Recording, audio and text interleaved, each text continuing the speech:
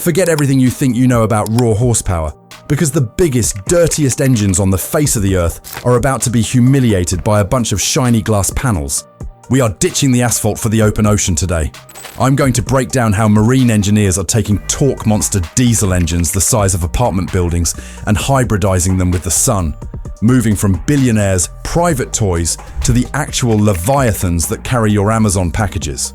We are standing on the edge of a revolution in heavy engineering, and the tech I'm about to show you makes the traditional internal combustion engine look like a steam locomotive. You're going to want to stick around for the breakdown on the Captain Arctic, because it is currently using a trick with vertical physics that shouldn't work, but it's absolutely crushing the efficiency game in 2026. Look, I am a total gearhead. I believe there is no replacement for displacement. For a century, that was the law of the sea. You want to move 200,000 tons of cargo? You burn the thickest, nastiest bunker fuel available in a two-stroke engine that has pistons the size of oil drums. But the game has changed, and if you're still thinking about solar power as those weak little calculators from the 90s, you're living in the past. There is a massive misconception that solar power on boats is a one-size-fits-all deal. It isn't. It is all about physics, specifically the power-to-weight ratio. On the small end of the spectrum, we have the private sector. Think of these like the Lotus Elise of the sea. Super light, huge surface area, and built for efficiency. A company like Silent Yachts has already proven the concept. It has shown that if a boat is made of carbon fiber and carries a practically unlimited budget, it can cover its entire roof in high-efficiency panels and cross an entire ocean without burning a single drop of dinosaur juice. It works because the boat doesn't weigh anything and it isn't trying to win a drag race. But try putting that yacht tech on a Panamax container ship and physics is going to laugh in your face. This is where the real hardcore engineering happens, because a cargo ship isn't a leisure craft. It is a floating warehouse. You cannot just plaster delicate glass panels on a deck where a crane operator is dropping 40-ton steel containers all day. Plus, the math just doesn't add up for a full conversion. Trying to push a massive ship at 20 knots using only current solar tech is like trying to tow a loaded semi-truck with a frantic hamster on a wheel. You would need a solar array 3 times the size of the ship itself just to get it out of the harbour. Because of those constraints, the big players aren't using solar for primary drive. Instead, they are using it like an electric turbocharger through a process called peak shaving.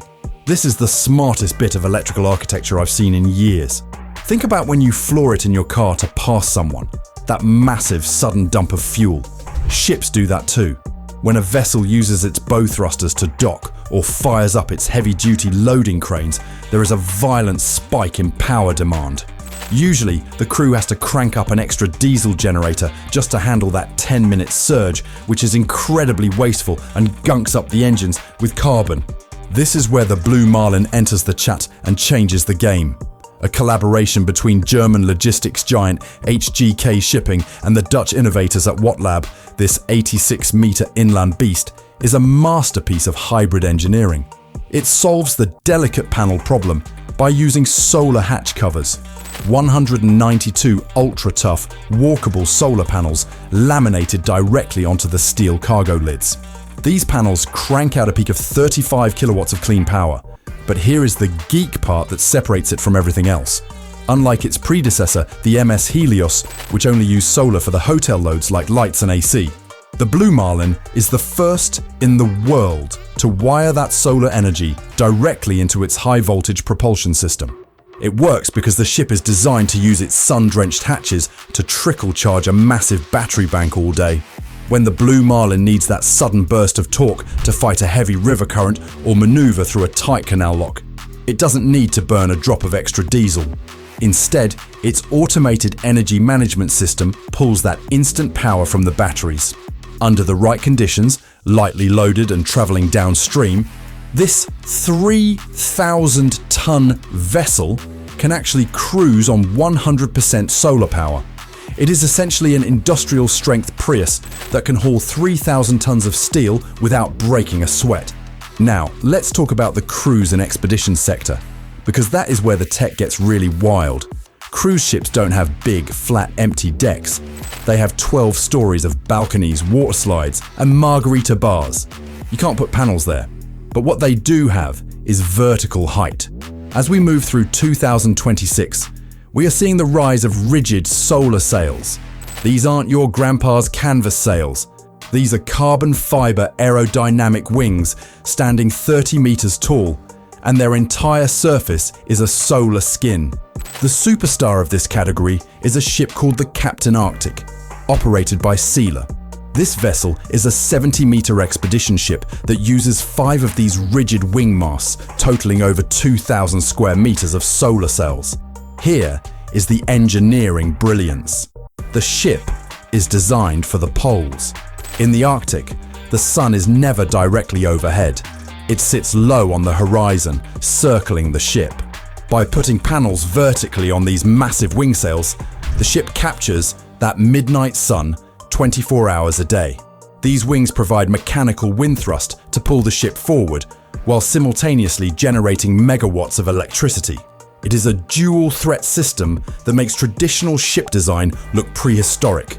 And for the tree huggers out there, and honestly, for anyone who likes a quiet ride, there is one benefit that beats everything else: the silence. If you have ever been in the water near a running cargo ship, it sounds like a perpetual death metal concert.